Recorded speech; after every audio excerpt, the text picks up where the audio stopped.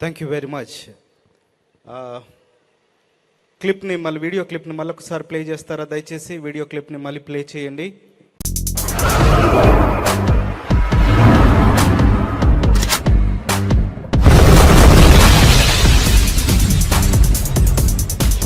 وما قتلوه وما صلبوه.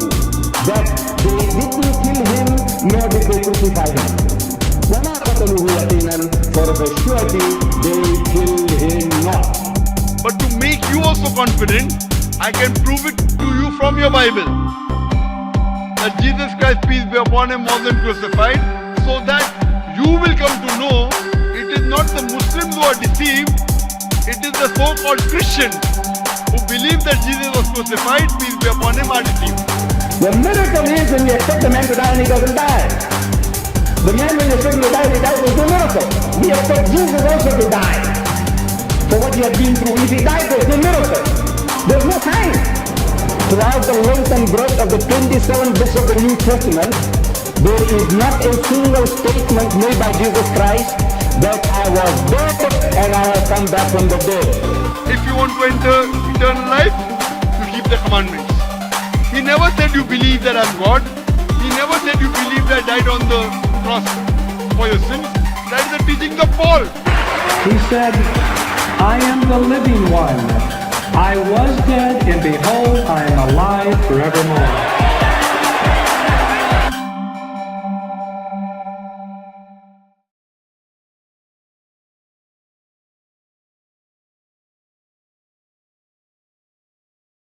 Okay, video చూశారు కదా. మరొకసారి ఈ యొక్క విషయాన్ని, బైబిల్ని వక్రీకరించి అనేక మంది అనేక విషయాలు తెలియజేస్తూ ఉన్నారు. ప్రత్యేకంగా మహమ్మదీయ సోదరులు క్రైస్తవ విశ్వాసానికి వ్యతిరేకంగా చాలా విషయాల్ని ప్రకటిస్తూ ఉన్నారు. ఇలాంటి విషయాన్ని డీల్ చేయాలంటే తప్పకుండా దైవ సంబంధమైన వెలిగింపు కావాలి. ఆ వెలిగింపు బ్రదర్ పగడాల ప్రవీణ్ గారికి ఇచ్చారు. ఈ ముందు ధైర్యంగా ఈరోజు ఇక్కడ నిలబడి వాక్యం చెప్పడానికి గూడూరు పట్టణానికి విచ్చేశారు. ఎంతమంది సంతోషంగా ఉన్నారు? చప్పట్లతో ఆహ్వానిస్తారా? Right, thank you. వేదికను అలంకరించిన పెద్దలకు దయచేసి అక్కడ నిలబడ్డవారు అందరు కూడా ముందుకు వచ్చేసి ఇక్కడ కూర్చున్నట్టయితే బాగుంటుంది. మీకు అందరికి కూడా ప్లేస్ ఉంది. దయచేసి వెనకాల ఎవరు నిలబడొద్దు, మీకు చైర్స్ ఉన్నాయి. ముందు కూడా ప్లేస్ ఉంది, దయచేసి ముందుకు రండి. I'm sorry. పెద్దలు, నన్ను అభిమానించి నన్ను ప్రేమించి మీ ముందుకు తీసుకొని వచ్చినటువంటి జక్కుల బెన్హరయ్య గారు, అలాగే మొత్తం సిబ్బంది, నా సహా సేవకులు, మ్యూజిక్ బృందం, ఆరాధన చేయటానికి నేను నిలబడి వాక్యం చెప్పటం ఎంత ప్రాముఖ్యమో, మీరు ఆరాధించటానికి వాయిద్య సహకారం అంతే ప్రాముఖ్యం. నా సహా సేవకులను నేను అభినందిస్తున్నాను.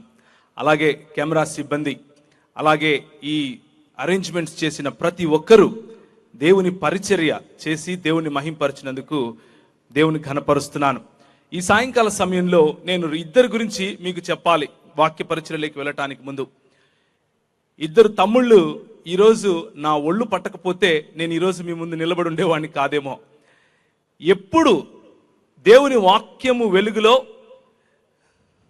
నూరే కలాం ముకద్దస్ అన్న మాటలు చెప్పాలి అని అనుకుంటానో అప్పుడు సాతానుడు నన్ను పడతాడు అంటే దయ్యం పట్టడం కాదు, సాతానుడు ఆపే ప్రయత్నం చేస్తాడు. దయ్యం పట్టేది ఎవరికో చూస్తారు ఇప్పుడు మీరు. అయితే దేవుడు శక్తిమంతుడు. దేవుడు తన పిల్లల చేత మనకు ఈ రోజుకు వైద్య సహకారం కానివ్వండి, లేకపోతే ప్రార్థన ద్వారా వచ్చే స్వస్థత కానివ్వండి చేస్తూనే ఉన్నాడు. అదే నాకు ఈరోజు జరిగింది. నేను మీకు సాక్షిగా ఈరోజు మీ ముందు నిలబడ్డాను. ఒక అరగంట క్రితం, నేను ఈ స్టేజ్ మీదకి ఎక్కడానికి అరగంట క్రితం ఇక వెళ్ళలేనేమో అనుకున్నాను. కానీ ప్రభు నన్ను నిలబెట్టాడు. మీ ప్రార్థన సహకారాలు నన్ను నిలబెట్టాయి. యేసు ప్రభు వారు సమాధి నుంచి తిరిగి లేచిన తర్వాత ఒక మాట అన్నారు, అస్సలాము అలైకుం అన్నారు. ఈ మాట నిజానికి కొంతమంది మహమ్మదీయ సహోదరులు తీసుకుని అది వాళ్ళ ప్రాపర్టీ అన్నట్లు చెప్తూ ఉంటారు. అలా ఏమీ కాదు. ప్రభు అన్నాడు, నా శాంతిని మీకు అనుగ్రహిస్తున్నాను అని అన్నాడు. లోకమిచ్చు సమాధానము కాదు, నా సమాధానమును మీకు అనుగ్రహిస్తున్నాను అన్నాడు. ఆయన తిరిగి లేచినప్పుడు మాట్లాడిన మొదటి మాట షలోమ్ అలైక్ అన్నటువంటి మాట. దాన్నే అరబీ భాషలో అస్సలాము అలైకుం అని అంటారు.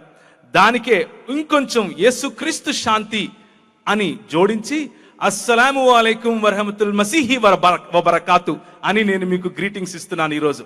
యేసుక్రీస్తు ప్రభు వారి యొక్క శాంతి, యేసుక్రీస్తు ప్రభు వారు ఇచ్చే ఆశీర్వాదములు మీకు కలుగునుగాక అని నేను దేవునికి దువా చేస్తున్నాను. ఈ మాటలు మీరు యోహాను సువార్త 20వ అధ్యాయం 19వ వచనం, యోహాను సువార్త 14వ అధ్యాయం 27వ వచనంలో మీరు చూస్తారు.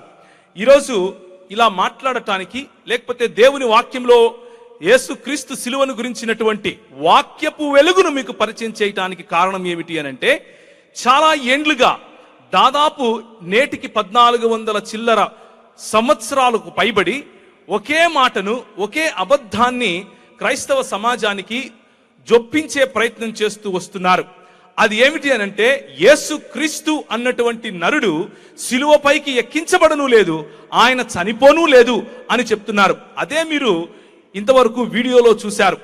ఆయన తెల్ల గడ్డం పెట్టుకుని, టోపీ పెట్టుకుని, కోటేసుకుని సౌత్ ఆఫ్రికాలో ఉండి మాట్లాడేటటువంటి వ్యక్తి పేరు అహ్మద్ దీదాత్. ఆయన ఏమంటున్నాడు అనంటే, ఖురాన్లోని ఒక ఆయతును వల్లిస్తూ వమా కతలుహు వమా సలబుహు అంటున్నాడు. అంటే ఆయనను చంపను లేదు, శిలువపైకి ఎక్కించను లేదు అని అంటున్నాడు. ఆ తరువాత వచ్చినటువంటి ఇంకొక మొన్నటికి మొన్న రాజకీయంగా ఇరుక్కుని దేశాన్ని వదిలి పారిపోయినటువంటి ఒక వ్యక్తి, అంటే అలాంటి నిందలు ఉన్నాయి, అవి నిజమో కాదో మనకు తెలీదు.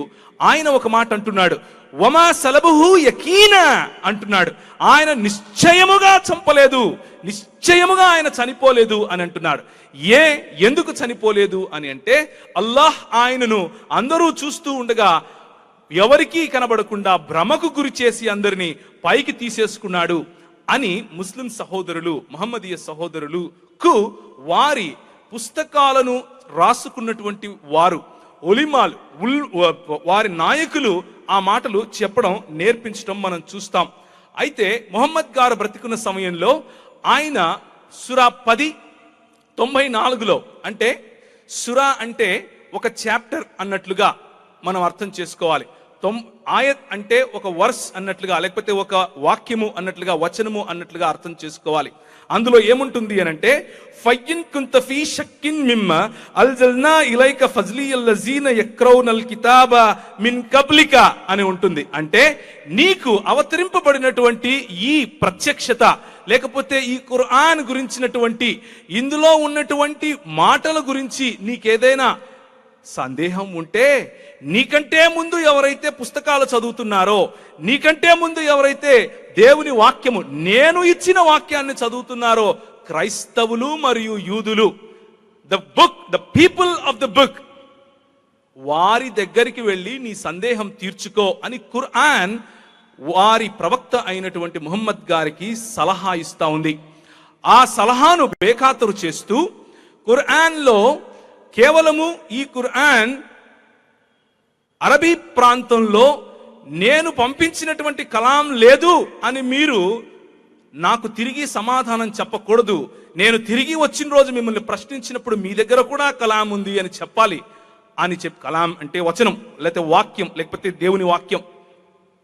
అందుకనే అరబీ ప్రాంతానికి నేను పంపిస్తున్నాను అని ఒక పక్క ఖురాన్ చెప్తూ ఉంటే, వాటన్నిటినీ బేఖాతరు చేసి బైబిల్ గ్రంథాన్ని, నూరే కలాం ముకద్దస్, పరిశుద్ధ బైబిలు వెలుగును చీకటిగా చూపించే ప్రయత్నం కొందరు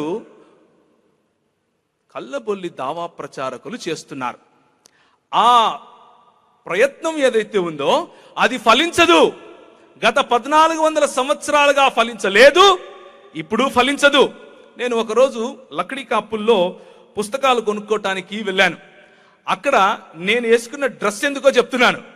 ఇలాంటి డ్రెస్సే ఒక ఆయన వేసుకుని నెత్తిని టోపీ పెట్టుకుని నా దగ్గరకు వచ్చి ఒక కరపత్రిక ఇచ్చాడు. అందులో యేసు శిలువపై చనిపోలేదు అని రాశాడు, యేసు దేవుడు కాదు అని రాశాడు, మీ బైబిల్ చెడిపోయింది అని రాశాడు.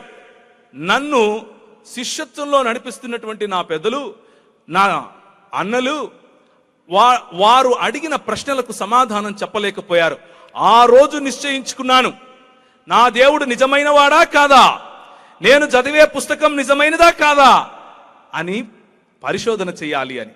నేను పరిశోధించిన నా 16 సంవత్సరాల ఈ పరిచర్య ఫలితం ఏమిటి అని అంటే, నా చేతిలో ఉన్నటువంటి ఈ బైబిల్ గ్రంథం, ఈ పరిశుద్ధ బైబిల్ గ్రంథంకు దీటైనది ఏదీ లేదు అని నేను మీ ముందు చెప్తున్నాను. దేవునికి స్తోత్రం కలుగును గాక. ప్రవక్తలు ప్రవచించారు యేసు ప్రభువు చనిపోయి తిరిగి లేస్తాడు అని. లేఖనం ప్రవచించింది యేసు ప్రభువు తిరిగి చనిపోయి తిరిగి లేస్తాడు అని. యెషయా గ్రంథం 53వ అధ్యాయం 8 నుంచి 9 వరకు సజీవుల భూమిలో నుండి అతడు కొట్టివేయబడను అని ఉంటుంది. సజీవుల భూమిలో కొట్టివేయడం అంటే చనిపోవటం కాక ఇంకేంటి అని ప్రశ్నిస్తున్నాను. అతడు మరణమైనప్పుడు భక్తిహీనులతో అతనికి సమాధి నియమింపబడెను అని రాసి ఉంది. ఏమీ లేకుండా అభిషిక్తుడు నిర్మూలము చేయబడును అని దానియేలు ప్రవచనం మనకు చెప్తా ఉంది. యేసే స్వయంగా నేను చనిపోతాను అని చెప్పి నేను తిరిగి లేస్తాను అని చెప్పాడు. ఎక్కడ చెప్పాడు అని ఒక ఆయన ప్రశ్నించాడు. మీకు అందుకే వీడియో చూపించాను. ఇక్కడ చెప్పాడు అని చెప్తున్నాను. యోహాను సువార్త 3వ అధ్యాయం 14 నుంచి 15 వరకు. అరణ్యములో మోషే సర్పమును ఎలాగు ఎత్తెనో అలాగే విశ్వసించు ప్రతి వాడును నశింపక ఆయన ద్వారా నిత్య జీవము పొందునట్లు మనుష్య కుమారుడు ఎత్తబడవలెను అని తన మరణమును గురించి చెప్పుకున్నాడు యేసు క్రీస్తు ప్రభువు. లేఖనం ప్రవచించింది, ప్రవక్తలు ప్రవచించారు, యేసు స్వయంగా ఆ మాటలు చెప్పుకున్నాడు. నేను భూమి మీద నుండి పైకెత్తబడని ఎడల అందరినీ నా యొద్దకు ఆకర్షించుకొందును. తాను ఏ విధంగా తండ్రి మరణమును పొందవలసి ఉండెనో సూచించి ఈయన ఈ మాట చెప్పెను. తాను ఏ విధంగా మరణమును పొందవలసి ఉండెనో సూచించి ఈ మాటలు చెప్పాడు. 2 దినములైన పిమ్మట పస్కా పండుగ వచ్చుచున్నది. అప్పుడు మనుష్య కుమారుడు సిలువ వేయబడుటకై అప్పగించబడుననియు మీకు తెలియచెప్పుచున్నాను అని యేసు స్వయంగా తన జీవిత కాలంలో, జీవిత పరిచర్యలో చెప్పాడు. వమా కతలహు యకీనా అని అబద్ధం చెప్తున్నారు. ఎప్పుడు? యేసు క్రీస్తు చనిపోయి తిరిగి లేచిన 600 సంవత్సరాల తరువాత వచ్చినటువంటి వ్యక్తి చెప్పాడు అని మనకిప్పుడు చెప్తున్నారు. నిజానికి ఆయన అలా చెప్పాడా అని కూడా మనం చూద్దాం. యేసు శిష్యులు ప్రత్యక్ష సాక్షులుగా మనకు అది నిరూపించారు. నేనెందుకు నూరే కలాం అని మాట్లాడుతున్నాను అనంటే, ఈ కలాం ముకద్దస్, ఈ పరిశుద్ధమైనటువంటి వాక్యము కేవలము ఎవరో పూనకం వస్తే రాసింది కాదు, పైనుంచి పడింది కాదు.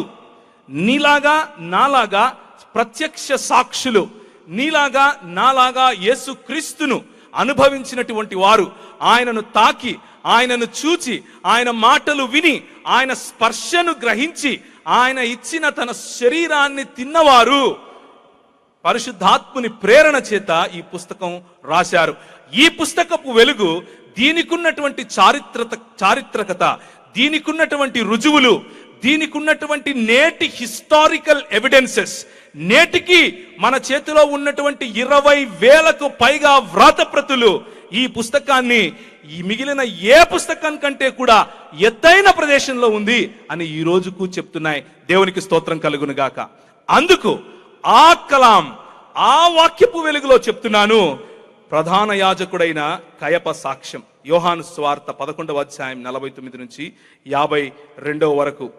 దేవుని పిల్లలను ఏకముగా సమకూర్చుటకును చావనై ఉన్నాడని వీడు ముందే చెప్పాడు అని ఆయన స్వయంగా చెప్తున్నాడు. లూకా సువార్త 24వ అధ్యాయం 20 నుంచి 22 వరకు. మన ప్రధాన యాజకులను, అధికారులను ఆయనను ఎలాగు మరణ శిక్షకు అప్పగించి సిలువ వేయించిరో నీకు తెలీదా అని ప్రత్యక్షంగా చూసిన వాళ్ళు చెప్తూ ఉంటే, వమా కతలుహు యకీనా అని చెప్పేవాళ్ళు 600 సంవత్సరాల తర్వాత వచ్చి చెబుతూ ఉంటే, వినడానికి క్రైస్తవుల చెవుల్లో ఏమున్నాయండి అని ప్రశ్నించండి.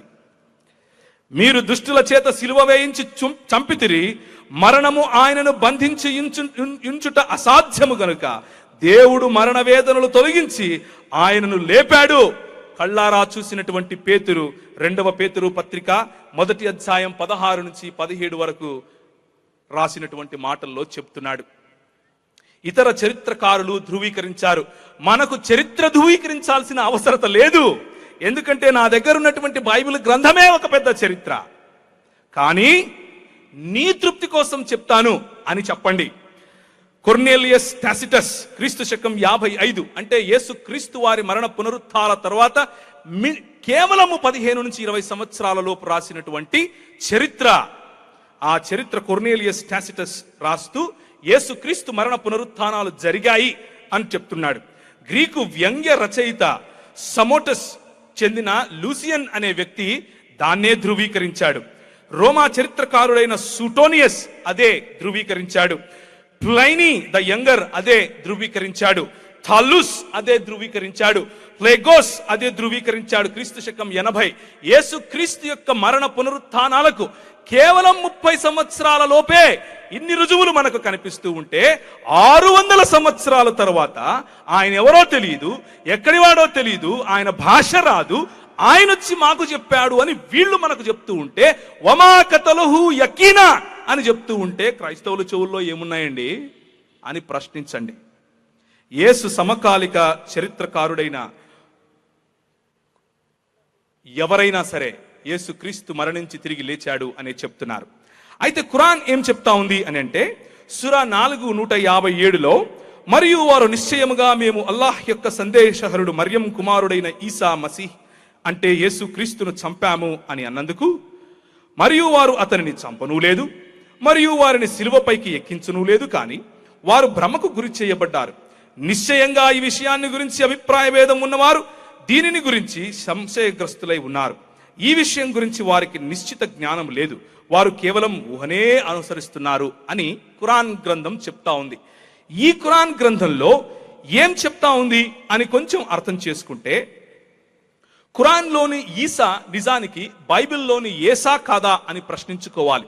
ఎందుకు అనంటే ఖురాన్లో ఉన్నటువంటి ఈసా అనే వ్యక్తికి బైబిల్లో ఉన్నటువంటి యేసు అన్నటువంటి దేవునికి ఏ సంబంధము లేదు అని నాకు అనిపించింది.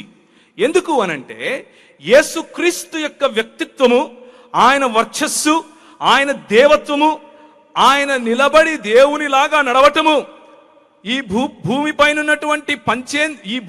ఉన్నటువంటి అరిషడ్ వర్గాలను శాసించటం, ప్రకృతిని శాసించటం, కొలస్సీలకు రాసిన పత్రిక 2వ అధ్యాయము, కొలస్సీలకు రాసిన పత్రిక 3వ అధ్యాయం ప్రకారం సర్వ సృష్టిని నిర్వహించువాడై ఉంటే ఖురాన్లో ఉన్నటువంటి యేసుక్రీస్తు చప్పట్లు కొట్టి చిన్న చిన్న బుడిగలు చేసి వాటికి ప్రాణం పోసాడంట.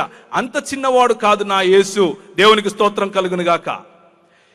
బైబిల్లో ఉన్నటువంటి దేవుడు ఆది యందు వాక్యమై ఉండెను, వాక్యము దేవుని వద్ద ఉండెను, వాక్యము దేవుడై ఉండెను అని చెప్తూ ఉంటే ఈయన నీవు పంపిస్తే నేను వచ్చాను, నేను మామూలు మనిషిని అని చెప్పుకునే ఈ ఈసా ఏ విధంగా నా యేసు అవుతాడు అని ప్రశ్నించండి. దేవునికి స్తోత్రం కలుగును గాక. ఎందుకు అనంటే ఈసా అన్న పేరుకు అర్థమే లేదు. యేసు అన్న పేరుకు అర్థం ఉంది, యెషువా అన్న పేరుకు అర్థం ఉంది, యేసుస్ అన్న పేరుకు అర్థం ఉంది, యెషో అన్న పేరుకు అర్థం ఉంది. ఇవన్నీ కూడా సిరియా, గ్రీకు, హిబ్రూ మరియు మిగిలిన సెమిటిక్ లాంగ్వేజెస్ ఏవైతే ఉన్నాయో ఇంక్లూడింగ్ లాటిన్ లలో ఉన్నటువంటి మాటలు. వీటన్నిటికీ యెహోవాయే రక్షకుడు అన్న అర్థం ఉంది. ఈసా అన్న పేరుకు అర్థం ఏంటి అని ప్రశ్నించండి. అయితే మనకు అర్థమయ్యేది ఏంటి అని అంటే ఖురాన్ చెబుతోంది బైబిల్ దేవుని గ్రంథం అని, సూరా 2:130 ప్రకారం. అలాగే సూరా 3:2-3 వరకు, సూరా 5:47 నుంచి 52 వరకు. అల్లాహ్ చెప్తున్నాడు ముహమ్మద్ గారికి అనుమానాలు ఉంటే గ్రంథ ప్రజల దగ్గరికి వెళ్ళి అడిగి తెలుసుకోండి అని. కానీ ఈరోజు కోట్లేసుకుని నెత్తిన టోపీలు పెట్టుకుని క్రైస్తవులను దొంగిలించాలి అని వచ్చే వాళ్ళు ఏమంటున్నారు అంటే ఈ బైబిల్, ఈ నూరే కలాం ముకద్దస్ చెడిపోయింది అని అంటున్నారు. వీరికి ముహమ్మద్ గారి కంటే ఎక్కువ తెలుసా అని ప్రశ్నించండి. వీరే ఇప్పుడు కొత్త ముహమ్మద్ ప్రవక్తలుగా వచ్చారా అని ప్రశ్నించండి. కాబట్టి ఖురాన్ బైబిల్ను ధృవీకరిస్తూ ఉంటే ఇప్పుడున్నటువంటి కల్లబొల్లి దావా ప్రచారకులు బైబిల్ తప్పైపోయింది అని చెప్తూ ఉంటే, ఒకవేళ బైబిల్ తప్పైతే తప్పైన ఈ బైబిల్ను ఒప్పు అని చెప్పిన ఖురాన్ తప్పవుతుంది అన్న ఇంగితం లేకుండా మాట్లాడుతున్నారు. కాబట్టి చూసి ఒక చిన్న స్మైల్ కొట్టండి. కాబట్టి ఒకవేళ ఇది తప్పైతే ఖురాన్ తప్పు, లేదు ఖురాన్ కరెక్టే అని అంటే వచ్చి నన్ను అడిగితే అప్పుడు ఖురాన్ తప్పే. ఎందుకు? చారిత్రాత్మకంగా రుజువైన యేసుక్రీస్తు యొక్క సిలువ మరణము జరగనే లేదు అని అంటున్నారు. చారిత్రాత్మకంగా మన దగ్గర ఉన్నటువంటి రుజువులను అసలు అవి జరగనే లేదు అని అంటున్నారు. ఇక మనం చదివినటువంటి ఖురాన్లోని ఆయతును ఒకసారి పరిశీలించండి. మొదటగా ఏమంటున్నారు అనంటే, వారంటే ఎవరు? యూదులు క్రీస్తును చంపాలనుకున్నారు. మేము నిశ్చయంగా అల్లాహ్ సందేశహరుడు మరియు మరియం కుమారుడైన ఈసా మసీహ్ని చంపాలనుకున్నాం అని ఖురాన్ చెప్తా ఉంది. అల్లాహ్ సందేశహరుడు అని యేసు క్రీస్తుని గనక వాళ్ళు నమ్ముంటే అసలు ఎందుకు చంపుతారు? ఏమన్నా ఆలోచన ఉందా రాసుకునేటప్పుడు? యూదులు ఏనాడు నమ్మనే లేదు. చంపాలనుకున్న వాళ్ళు నమ్మలేదు కాబట్టి చంపారు. మొదటి విషయం, వారు ఆయనను చంపనే లేదు. నిజమే, బైబిల్ కూడా అదే చెప్తా ఉంది. యూదులు ఎక్కడ చంపారు? యూదులు చంపటానికి రోమీయులకు అప్పచెప్పారు. నిజానికి రోమీయులు చంపాము అని వాళ్ళు అనుకుంటున్నా ఇది దేవుని సంకల్పము అని అపోస్తలుల కార్యము మనకు స్పష్టం చేస్తా ఉంది. మీరు ఆయనను చంపాలనుకున్నారు, కానీ ఇది దేవుని సంకల్పముగా జరిగింది అని దేవుని వాక్యము సెలవిస్తా ఉంది. అలాంటివి జరుగుతూనే ఉంటాయమ్మా. సిలువను గురించిన మాటలు చెప్పేటప్పుడు అదే జరుగుతుంది. కానీ ఎవరు భయపడకండి, దేవునికి స్తోత్రం కలుగును గాక. ఈ విషయం గురించి వారు భ్రమకు గురి చేయబడ్డారు అని మనం చదివాం. ఎవరు భ్రమకు గురి చేయబడ్డారు? క్రైస్తవులు భ్రమకు గురి చేయబడ్డారు అని అంటే, క్రైస్తవులలో ఎవరికైనా సరే, ఎలాంటి కల్ట్కైనా సరే యేసుక్రీస్తు చనిపోలేదు అన్నటువంటి వాక్యం కనపడిందా ఎక్కడైనా బైబిల్లో? ఎవ్వరికీ లేదు ఇంతవరకు. 600 సంవత్సరాల తర్వాత వచ్చిన ఆయన చెప్పాడు అని చెప్పే మీకు తప్ప. ఎవరు భ్రమకు గురి చేయబడ్డారు అనంటే క్రైస్తవులు అంటున్నారు. ఎవరు భ్రమకు గురి చేశారు అనంటే మా దేవుడు గురి చేశాడు అని అంటున్నారు. బైబిల్లో ఉన్న దేవుడు భ్రమకు గురి చేయడు. దేవునికి స్తోత్రం కలుగును గాక. వమకరు వమకరల్లాహు అల్లాహు ఖైరుల్ మాకరీన్ అంటున్నారు. అంటే వీరు మోసపుటెత్తులు పన్నారు, అల్లాహ్ కూడా మోసపుటెత్తులు పన్నాడు. మోసపుటెత్తులు పన్నటంలో, పన్నాగములు పల్లటంలో అల్లాహ్ అందరికంటే మేటి అని ఈ పుస్తకం చెప్తా ఉందంట. మోసపుచ్చే దేవుడు మాకెందుకండి అని ప్రశ్నించండి. మోసపుచ్చే దేవుడు క్రైస్తవులను మోసపుచ్చాడు అని అంటే, ఈ రోజు ఈ భూప్రపంచం మీద అతి ఎక్కువ సంఖ్యలో ఉన్నటువంటి క్రైస్తవులు నరకానికి వెళ్ళటానికి కారణం ఎవరు? ఈ పుస్తకం ప్రకటించే దేవుడు అన్న అర్థం వస్తుంది. కానీ నా ఉద్దేశంలో అలా అనటం లేదేమో. ఒకసారి చూడండి.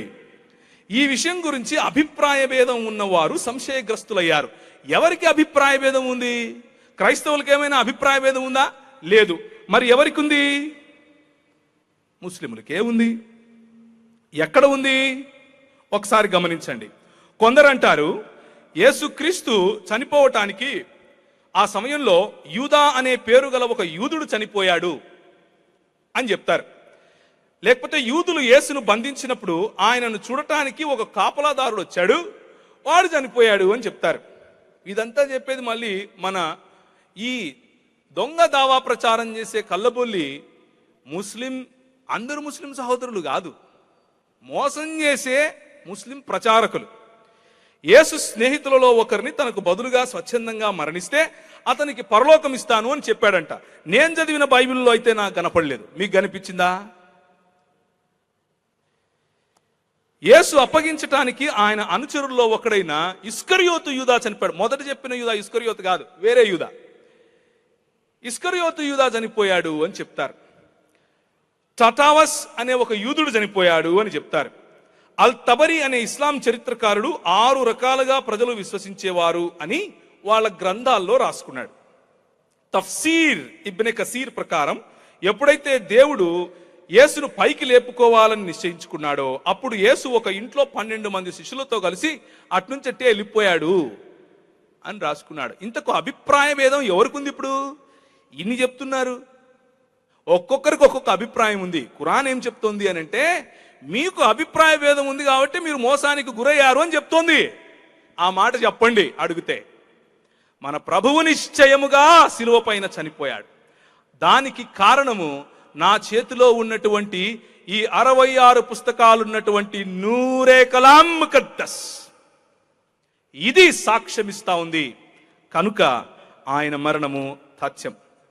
ఇదే మాట నేను పుట్టిన రోజు, నేను చనిపోయిన రోజు, నేను తిరిగి లేపబడిన రోజు నాకు శాంతి కలుగునుగాక అని యేసుప్రభు అన్నాడు కదండి ఖురాన్లో. మీ ఈసా మరి మీరేమో చనిపోలేదంటున్నారు అంటే, కాదండి ఇప్పుడు చనిపోలేదు, తర్వాత వచ్చి చనిపోతాడు అని మళ్ళా ఒక కథ కట్టారు. అవునా అని దాని కిందనే మళ్ళా బాప్తిస్మిచ్చి యోహాను గురించి ఉంటుంది.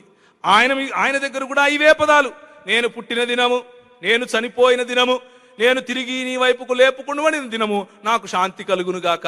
మరి ఈయన కూడా చనిపోలేదా అంటే ఆయన చనిపోయాడు అంటారు. ఎందుకండి 2 నాలుకలు? అంత కష్టం ఎందుకు? సింపుల్గా యేసుప్రభు చనిపోయాడని చెప్పండి, అయిపోతే. ఎందుకు అనంటే ఖురాన్లో కూడా యేసు శిలువ పైన చనిపోలేదు అని రాయలేదు. ఏమి రాశారు అనంటే యూదులు ఆయన్ను చంపలేదు అని రాశారు, అంతే. భ్రమకు గురవుతున్నారు ఎవరు? ముస్లిములు. ఏమని? యూదులు చంపారు అని భ్రమకు గురవుతున్నారు. యూదులు ఎక్కడ చంపారు? యూదులు రోమియులకు అప్పగిస్తే రోమియులు ఆయనను సిలువేస్తే నిజానికి అది జరిగింది స్వచ్ఛందంగా. యేసుక్రీస్తు తన ప్రాణం పెట్టడానికి వచ్చాడు కాబట్టి, ఆయనే స్వయంగా చెప్పాడు కాబట్టి నా ప్రాణాన్ని పెట్టి తిరిగి తీసుకుంటాను అని. ఆ మాట, ఆ కలాం నెరవేరడం కోసం జరిగింది. దేవునికి స్తోత్రం కలుగును గాక. కాబట్టి భ్రమకు గురి చేయబడింది ఎవరు అని అడిగితే కేవలము ముస్లిములే. ఎవరైతే ఇలాంటి మాటలు చెప్తున్నారో వాళ్లే అని అర్థమవుతుంది. ఉదాహరణకు నేను ఈ గుంపులో అక్కడి నుంచి వచ్చాను అనుకోండి, వచ్చి రాజీవ్ గాంధీని నేనే చంపాను అన్నాను అనుకోండి, మీరేమంటారు? నిశ్చయముగా వీడు చంపనే లేదు, బాంబు పెట్టలేదు అంటారు. అదే జరిగింది ఇక్కడ కూడా. నేను బాంబు పెట్టలేదన్నది నిజం, నేను చంపలేదన్నది నిజం, కానీ ఆయన చనిపోలేదు అన్నది నిజమా? కాదు. ఆ కాంటెక్స్ట్, సింపుల్ కాంటెక్స్ట్ కూడా అర్థం చేసుకోలేక భ్రమకు గురి చేయబడి, భ్రమకు గురి చేసే దేవుణ్ణి మేము కొలుస్తున్నాము అని అబద్ధపు ప్రచారం చేసే ప్రయత్నంలో పడ్డారు మన దావా ప్రచారకులు. కానీ యేసు ప్రవచించాడు, యేసు నా ప్రాణం పెట్టుటకును తిరిగి తీసుకున్నట్టుకును నాకు అధికారం కలదు అని అన్నాడు. మత్తయి సువార్త 26వ అధ్యాయం 26 నుంచి 28 వరకు చదివితే, ఇది నా రక్తము అనగా పాపక్షమాపణ నిమిత్తము అనేకుల కొరకు చిందింపబడుతున్న నిబంధన రక్తము అని అన్నాడు. మనం చూసిన వీడియోలో జాష్ మెక్డావెల్స్ గారు ప్రకటన గ్రంథంలో నుంచి చదువుతూ, ఇదిగో నేను మృతుడనైతిని కానీ ఇప్పుడు సజీవుడను, యుగ యుగములకు సజీవుడను అని యేసు స్వయంగా చెప్పిన మాటలను మనకు చదివి వినిపించాడు ఇంగ్లీష్లో. కనుక ఏ రకంగా చూసినా కానీ ఈ సిలువ గురించినటువంటి అంశములో ఈ కలాం, ఈ దేవుని వాక్యమే నిలబడగలుగుతుంది. కానీ ఇంకా ఏ రకంగానూ నిలబడలేవు మిగిలిన ఏవి కూడా అన్న విషయాన్ని నేను మీకు ప్రేమపూర్వకంగా మనవి చేస్తున్నాను. ఈరోజు ఎక్కువ ప్రశ్నలు తీసుకోవాలి అని నా ఆశ, ఎక్కువ ప్రశ్నలకు మీకు సమాధానం రావాలి అని నా ఆశ. కాబట్టి తక్కువ సమయంలో ముగిస్తాను. నేను ఎంత తక్కువ సమయంలో ముగిస్తే మీకు అంత ఎక్కువగా ప్రశ్నలు అడిగే అవకాశం ఉంటుంది. కాబట్టి ఇప్పుడే మీ పెన్ను తీసుకుని ప్రశ్నలు రాయండి. యేసుక్రీస్తు శిలువ గురించి మాత్రమే కాదు, బైబిల్లో ఏ సమస్య అయినా సరే ముస్లిములు అడిగేది. యేసు నేను దేవుడు అన్నాడా అనేది నీకు ప్రశ్న అడగండి. బైబిల్ చెడిపోయింది అంటున్నారు, మీకు ప్రశ్న అడగండి. ప్రతి ప్రశ్నకు మీకు ఈరోజు సమాధానం వచ్చేలాగున ప్రార్థన చేద్దాం. అయితే ముగింపులో నేను కొన్ని మాటలు నేను మీకు చెప్పే ప్రయత్నం చేస్తాను. దేవుని వాక్యము అలాగే ముస్లిం దృక్పథము 3 చోట్ల వచ్చి నిలుస్తుంది. మొదటిది, ఒక మంచి నోటు ఉందనుకోండి, చెల్లే నోటు ఉందనుకోండి, దానికి విరుగుడుగా దొంగ నోటు క్రియేట్ చేయాలి అని అంటే తెల్ల కాగితం తీసుకొని వచ్చి ఇది దొంగ నోటు అని ఎవరు చెప్పరు. దానికి దగ్గరగా ఎవరు కనుక్కోలేని విధంగా తయారు చేసే ప్రయత్నం చేస్తారు. సాతానుడు అదే చేస్తాడు. నీవు నమ్మిన దేవుణ్ణి ఇదిగో వేరే, ఈ దేవుడు ఆ దేవుడు ఒకడే అని చెప్పే ప్రయత్నం చేస్తూ నీ దగ్గరికి వస్తాడు. నీవు నమ్మిన క్రీస్తును చూపిస్తూ ఇదిగో ఈ క్రీస్తు ఆ క్రీస్తు ఒకడే అని చెప్పే ప్రయత్నం చేస్తాడు. మూడవదిగా నీవు నమ్మే సువార్త దగ్గరికి వస్తాడు. ఇది కాదు సువార్త, ఇది అని కొత్త సువార్త చెప్తాడు. దానికి నీ లేఖనాలే వాడతాడు. అవునా, దేవుడలా అన్నాడా అని ఒకనాడు ప్రశ్నించాడు. మొత్తం మనుష్య జాతి పాపంలో పడింది.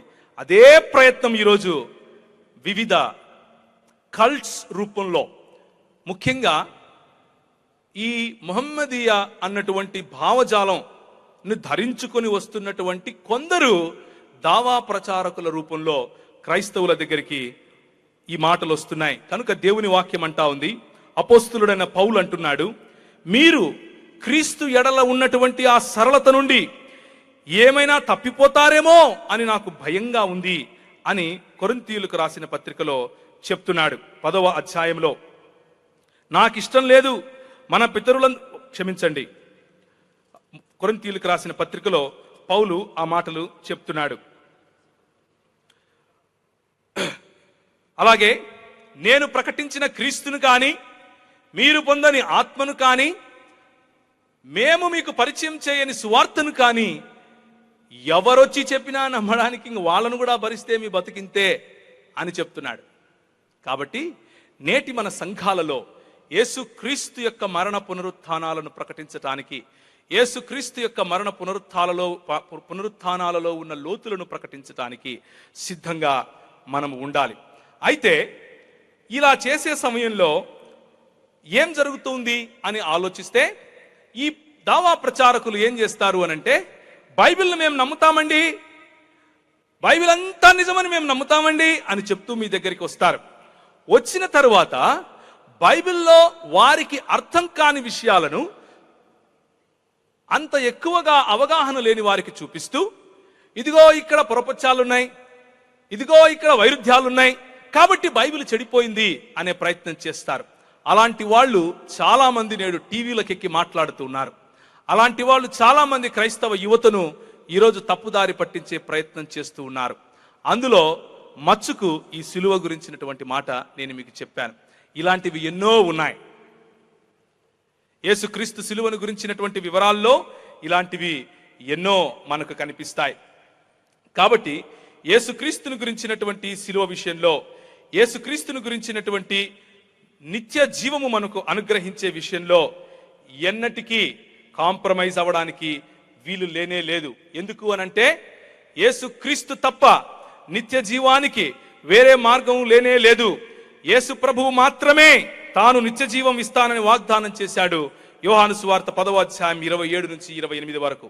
కానీ వీరు ఏ వ్యక్తి అయితే 600 సంవత్సరాల తర్వాత వచ్చాను అని చెప్పాడని మనకి ఇప్పుడు చెప్తున్నారో, సురా 72:21 ప్రకారం మీకు సరైన మార్గం చూపించటం నా వశంలో లేదు అని స్వయంగా వారి ప్రవక్త చెప్తూ ఉంటే, నేను నిత్య జీవం ఇస్తాను అని చెప్పే యేసు ప్రభువు దగ్గరికి రాకుండా ఏదో మాటలు చెప్పి క్రైస్తవులను సైతం మభ్యపెట్టాలి అనే ప్రయత్నం చేయటం అమానుషం. అది దేవుడు ఒప్పుకునే పని కాదు. సురా 46:9లో, రేపు మీకేం జరుగుతుందో నాకేం కానుందో నాకు తెలీదు అని ముహమ్మద్ ప్రవక్త గారు చెప్పటం మీరు చూస్తారు. అలాగే ముహమ్మద్ గారు నిత్య జీవాన్ని ప్రసాదించమని ప్రార్థించే స్థాయిలో ఉన్నారు సురా 47:19 ప్రకారం. కానీ ప్రభు అయిన యేసు యోహాను 14:14 ప్రకారం యేసు ప్రభు ప్రార్థనలను విని ఆ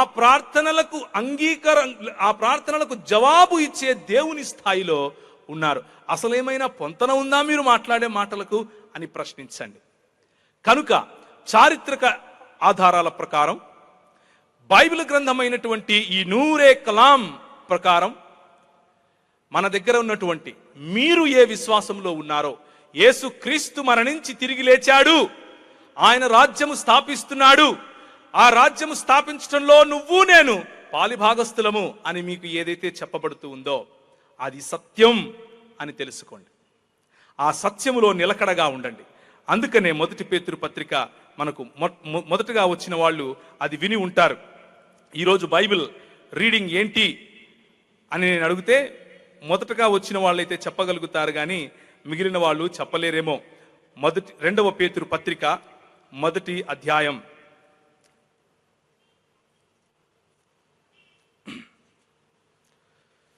2వ పేతురు పత్రిక 1వ అధ్యాయం 12 నుంచి, కాబట్టి మీరు ఈ సంగతులను తెలుసుకొని మీరు అంగీకరించిన సత్యమందు స్థిరపరచబడి ఉన్న వీటిని గూర్చి ఎల్లప్పుడూ మీకు జ్ఞానం చేయటానికి సిద్ధంగా ఈ స్టేజిని అలంకరించినటువంటి ప్రతి సేవకుడు ఉన్నాడు. దేవునికి స్తోత్రం కలుగును గాక. మీలో ఉన్నటువంటి ప్రతి సేవకుడు ఈ సత్యాన్ని స్థిరపరిచి చెప్పటానికి సిద్ధంగా ఉన్నారు. మరియు మన ప్రభు అయిన యేసుక్రీస్తు నాకు సూచించిన ప్రకారం నా గుడారమును త్వరగా విడిచిపెట్టవలసి వచ్చిన ఇరిగి నేను ఈ గుడారములో ఉన్నంత కాలము ఈ సంగతులను జ్ఞాపకము చేసి మిమ్మును రేపుట న్యాయమని ఎంచుకొనుచున్నాను.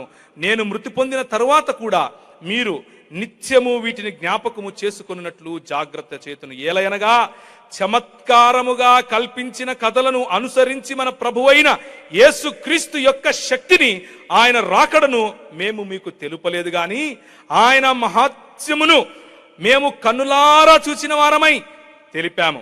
ఈయన నా ప్రియకుమారుడు, ఈయన యందు నేను ఆనందించుచున్నాను అని తండ్రి పరలోకము నుంచి మహా దివ్య మహిమ నుండి ఆయన యొద్ద నుంచి వచ్చినప్పుడు తండ్రి అయిన దేవుని వలన ఘనతయు మహిమయు ఆయన పొందగా మేము ఆ పరిశుద్ధ పర్వతము మీద ఆయనతో కూడా ఉండిన వారమై అంటూ కళ్ళారా చూసింది మాటి మాటికి చెప్తాను, చచ్చే వరకు చెప్తాను, మీరు విననంత వరకు చెప్తూనే ఉంటాను అని పేతురు చెప్తున్నాడు. ఎందుకు అనంటే ఈ సువార్త నువ్వు వక్రీకరించటమే సాతాను యొక్క పని. అయితే ప్రియులారా, మన దగ్గర ఉన్నటువంటి వాక్యము కల్పిత కథలను అనుసరించి వచ్చింది కాదు, చమత్కారముగా కల్పించి రాసింది కాదు. దేవుని వాక్యం చెప్తా ఉంది యేసుక్రీస్తు యొక్క శక్తిని, ఆయన రాకడను మనకు తెలియజేయటానికి మహాత్మ్యమును మేము కనులారా చూచిన వారమై అక్కడ ఉన్నా కానీ అంతకంటే స్థిరమైన 19వ వచనం మరియు ఇంతకంటే స్థిరమైన ప్రవచన వాక్యము మనకుంది అని పేతురు చెప్తున్నాడు. నా అనుభవం, నేను స్వయంగా తండ్రి అయిన దేవుడు మాట్లాడితే విన్నాను, కుమారుడు మహిమపరచబడితే చూశాను, కానీ ఆ అనుభవం కంటే స్థిరమైన ఈ కలాం, ఆ అనుభవం కంటే స్థిరమైన ఈ బైబిల్ గ్రంథము, 66 పుస్తకాలు ఉన్నటువంటి, చరిత్రలో ధీటుగా నిలబడే ఏ పుస్తకము లేనటువంటి, 20,000కు పైగా వ్రాతప్రతులు ఈ రోజుకు స్థిరంగా ఉన్నటువంటి, ఏ పొరపచ్చాలు, ఏ కాంట్రడిక్షన్ లేకుండా ఈ రోజుకు ప్రతి క్రిటిక్ను సమర్థవంతంగా ఎదుర్కొనే ఈ గ్రంథం మీ దగ్గర ఉంది. దేవునికి స్తోత్రం కలుగును గాక. ఒకసారి హల్లెలూయా చెప్పండి అందరూ. ఇది నీ చేతిలో ఉండే బైబిల్కు ఉండే మహత్యం. ఇది నూర్ ఎ కలాం. దీని వెలుగు ఏమిటి అనంటే యేసుక్రీస్తు చనిపోయాడు. యేసుక్రీస్తు నీ కోసం చనిపోయాడు.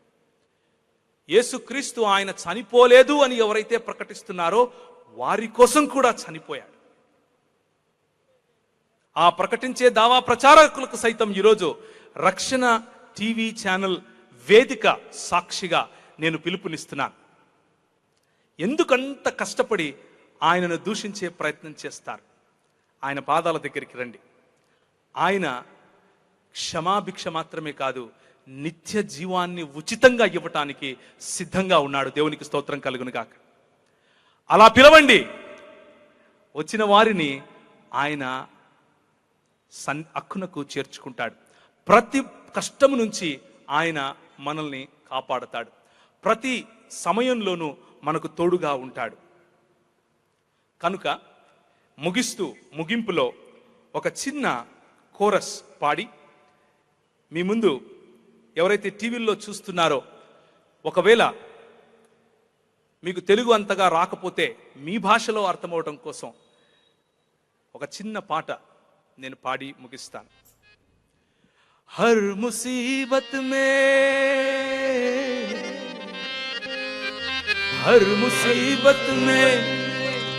ముజ్కో సంభాలా. ఈరోజు మధ్యాహ్నం కూడా ఆయనే స్వస్థపరిచాడు. హర్ ముసీబత్ మే సబ్కో సంభాలా రఖవాలా. యేసు హై రఖవాలా, ఓ రఖవాలా.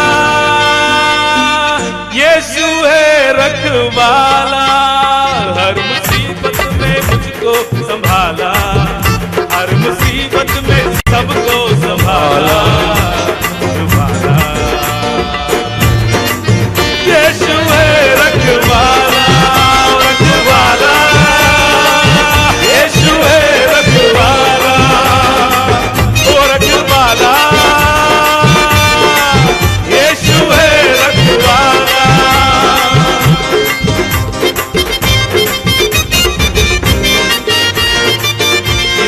అర్థం ఏంటి అంటే, ఈ మాటకు అర్థం ఏమిటి అని అంటే, యేసు మనల్ని రక్షించువాడు, యేసు మన ప్రతి సమయంలోనూ మనకు తోడుగా ఉండేవాడు, యేసు మనల్ని కరుణించేవాడు.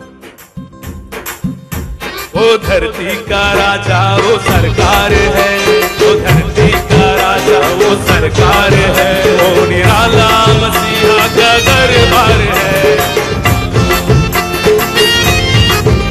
ओ धरती का राजा वो सरकार है, वो निराला मसीहा का दरबार, वो निराला, वो निराला, वो निराला मसीहा का दरबार, रखवाला यीशु है, रखवाला, रखवाला यीशु है, रखवाला, रखवाला